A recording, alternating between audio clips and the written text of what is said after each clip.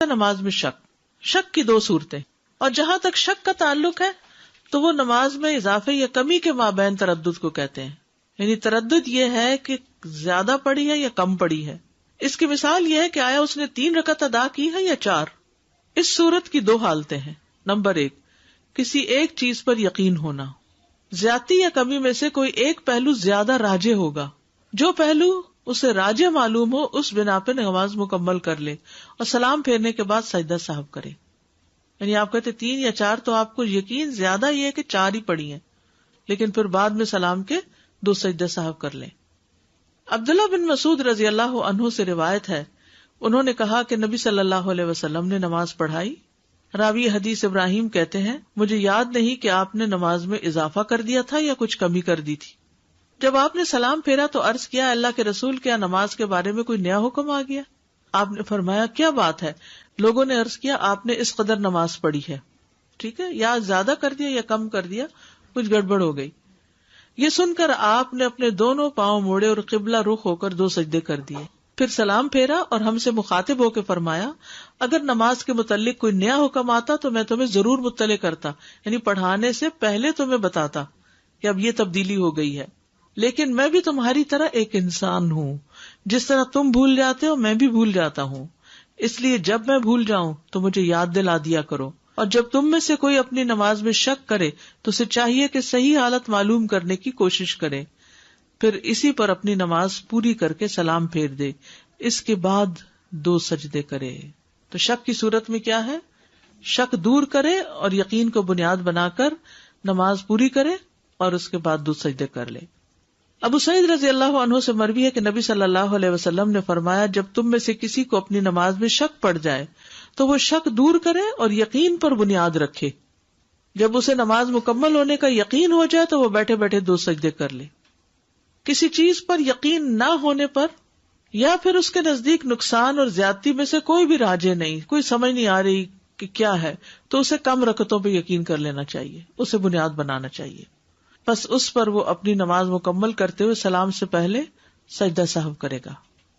اس کی مثال یہ ہے کہ ایک شخص نے ظہر کی نماز ادا کی، 3ری رکعت میں اسے شک ہوا کہ آیا وہ 3ری رکعت میں ہے یا 4تھی میں. 3ری میں شک ہوا کہ 3ری میں کہ 4تھی میں، بس وہ 3ری رکعت کو راجح قرار دے کر 1 رکعت مزید ادا کرے گا اور سلام پھیرے گا اور سجدہ سہو کرے گا. ٹھیک ہے، یعنی 4تھی کا یقین نہیں ہے نا، 3ری کا تو ہے. ٹھیک، تو 3ری بنا کے 4تھی مزید پڑے گا. کم پر بنیاد رکھنا اور رکعت پوری کر کے سلام سے پہلے سجدہ کرنا. ابن عباس سے مروی ہے کہ ایک مرتبہ عمر رضی اللہ عنہ نے ان سے پوچھا اے لڑکے کیا تم نے رسول اللہ صلی اللہ علیہ وسلم سے یا آپ کے کسی صحابی سے یہ مسئلہ سنا ہے کہ اگر کسی آدمی کو اپنی نماز میں شک ہو جائے تو وہ کیا کرے؟ ابھی یہ بات ہو رہی تھی کہ سامنے سے عبد الرحمن بن عوف رضی اللہ عنہ آ گئے. انہوں نے پوچھا کیا باتیں ہو رہی ہیں؟ عمر رضی اللہ عنہ نے فرمایا میں اس لڑکے سے یہ پوچھ رہا تھا کہ کیا تم نے رسول اللہ صلی اللہ علیہ وسلم سے یا آپ کے کسی صحابی سے یہ مسئلہ سنا ہے کہ اگر کسی آدمی کو نماز میں شک ہو جائے تو وہ کیا کرے؟ عبد الرحمن نے فرمایا میں نے رسول اللہ صلی اللہ علیہ وسلم کو یہ فرماتے ہوئے سنا ہے کہ اگر تم میں سے کسی کو اپنی نماز میں شک ہو جائے اور اسے یاد نہ رہے کہ اس نے 1 رکعت پڑھی ہے یا 2 تو اسے چاہیے کہ وہ اسے 1 شمار کرے. اگر 2 اور 3 میں شک ہو تو انہیں 2 سمجھے، 2 اور 3 میں شک ہو تو 2 سمجھے، 3 اور 4 میں شک ہو تو 3 شمار کرے. پھر اپنی نماز سے فراغت پا کر سلام پھیرنے سے قبل بیٹھے بیٹھے سہو کے 2 سجدے کر لے. سجدہ سہو کے دیگر احکام. سجدہ سہو نماز کے سجدے کی طرح ہی ہے. سجدہ سہو 2 سجدے ہوتے ہیں، ان کے درمیان بیٹھا جاتا ہے اور اس میں مسنون یہ ہے کہ بائیں پاؤں کے اوپر بیٹھے، اس کے بعد تورک کرے یہاں تک کہ وہ سلام پھیر دے. کیفیت اور ذکر کے لحاظ سے ان 2 سجدوں کی صفت باقی نماز کے سجدوں جیسی ہے. یعنی جیسے آپ کسی رکعت کے اینڈ میں جا کر 2 سجدے کرتے ہیں نا، تو آپ اپنا پاؤں کیسے کرتے ہیں؟ دایاں پیچھے موڑ لیتے ہیں اور بائیں پاؤں پہ بیٹھ جاتے ہیں، اور جب سلام پھیرنا ہو تو کیا کرتے ہیں؟ نیچے بیٹھ جاتے، تورک کرتے ہیں. تو سجدہ صاحب کے بھی ایسے ہی کریں گے. پہلے سجدے کے بعد جب بیٹھیں گے تو پاؤں کھڑا کریں گے، دوسرے سجدے کے بعد جب آپ بیٹھیں گے تو دونوں پاؤں یا تو باہر نکال لیں گے یا پھر ایک کھڑا کر کے دوسرا پاؤں پنڈلی سے نیچے نکال لیں گے. تورک جس کو کہتے ہیں. سجدہ صاحب میں کیا پڑھا جائے؟ سجدہ صاحب کے لیے کوئی خاص دعا مقرر نہیں. اس بنا پر ان کا حکم بھی نماز کے سجدوں کے حکم کے مطابق ہوگا، اور جو دعائیں نماز کے سجدے میں پڑھی جاتی ہیں، مثلا سبحان ربی الاعلی یا کوئی اور دعا، تو وہی پڑھی جائیں گی اس میں بھی، کیونکہ رسول اللہ صلی اللہ علیہ وسلم کا فرمان ہے بندہ اپنے رب کے سب سے زیادہ قریب اس وقت ہوتا ہے جب سجدے کی حالت میں ہو، اس لیے سجدے میں زیادہ سے زیادہ دعا کرو. نماز کے سجدے سے لمبا سجدہ کرنا، بعض لوگ سجدہ صاحب کرتے ہیں تو وہ جلدی جلدی دعا کر لیتے ہیں کہ یہ تو بس ایسے ہی جھونگے میں ہے، تو ذرا لمبا سجدہ کرنا چاہیے. ابو ہریرہ رضی اللہ عنہ سے روایت ہے کہ ایک مرتبہ رسول اللہ صلی اللہ علیہ وسلم نے 2 رکعتوں کے بعد سلام پھیر دیا تو آپ سے ذوالیدین نے کہا، اے اللہ کے رسول، کیا نماز کم ہو گئی ہے یا آپ بھول گئے؟ رسول اللہ صلی اللہ علیہ وسلم نے حاضرین سے پوچھا، کیا ذوالیدین نے ٹھیک کہا؟ لوگوں نے عرض کیا، جی ہاں. تو رسول اللہ صلی اللہ علیہ وسلم کھڑے ہوئے اور مزید 2 رکعتیں ادا کی، پھر سلام پھیرا.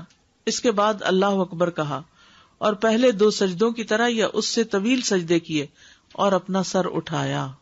یہ اہم بات ہے، آخری جملہ، پہلے 2 سجدوں کی طرح یا اس سے زیادہ طویل سجدے کیے پھر سر اٹھایا. نفل نماز میں بھی سجدہ صاحب کرنا ہوتا ہے، صرف فرائض میں نہیں ہے. یہ ابن عباس نے اپنے وتر کے بعد صاحب کے 2 سجدے کیے.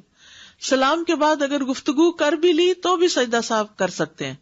عبداللہ بن مسعود سے روایت ہے کہ نبی صلی اللہ علیہ وسلم نے سلام اور گفتگو کے بعد صاحب کے 2 سجدے کیے. جگہ سے اٹھنے کے بعد بھی واپس آ کر سجدہ صاحب کرنا. عمران بن حسین رضی اللہ عنہ سے روایت ہے کہ رسول اللہ صلی اللہ علیہ وسلم نے عصر کی نماز پڑھائی اور 3 رکعات پر سلام پھیر دیا. پھر اپنے گھر تشریف لے گئے تو ایک آدمی جسے خرباق کہا جاتا تھا اور اس کے ہاتھ لمبے تھے، وہ آپ کی خدمت میں حاضر ہوا اور آپ سے کہا، اللہ کے رسول، آپ سے جو سہو ہو گیا تھا اس کا آپ کے سامنے تذکرہ کیا. یعنی پھر آپ صلی اللہ علیہ وسلم سے جو سہو ہو گیا تھا اس کا تذکرہ کیا، یہ کہہ کے کہ اللہ کے رسول.